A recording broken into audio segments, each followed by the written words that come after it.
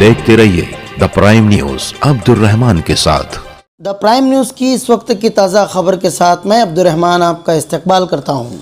इस्लामपुरा गली नंबर 1 में हुई लाखों की चोरी में आज 3 लोगों को मकामी कोर्ट में मोअज़्ज़ज़ जज निमसे साहब के रूबरू पेश किया गया, जिनके नाम मोहम्मद अरशद निसार अहमद, शहबाज अहमद, अबरार अहमद, वसीम अहमद, जमील अहमद है। पुलिस ने इन तीनों मुलज़िमीन के ताल्लुक़ से जज साहब से 7 दिनों की पुलिस रिमांड तलब की और अदालत को बताया कि मुलज़िमीन से पूछताछ जारी है, जिसके लिए पुलिस रिमांड ज़रूरी है। जिसके बाद जज साहब ने रिमांड के इस मुतालबे को मंजूरी देते हुए 7 दिनों के बजाय 4 दिनों की रिमांड को मंजूरी दी।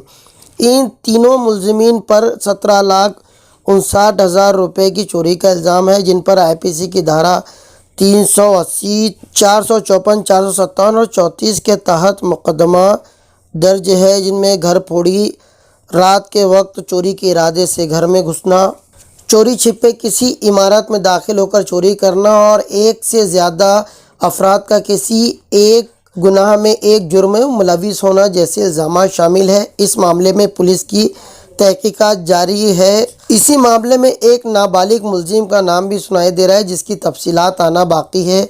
बहरकैफ जो भी तफसीलात आएगी उससे आपको बाखबर कर दिया जाएगा। इस वक्त के लिए बस इतना ही, दीजिए इजाज़त। मिलते हैं अगली बार एक नई खबर के साथ। देखते रहिए द प्राइम न्यूज़ मेरे यानी अब्दुर्रहमान के साथ।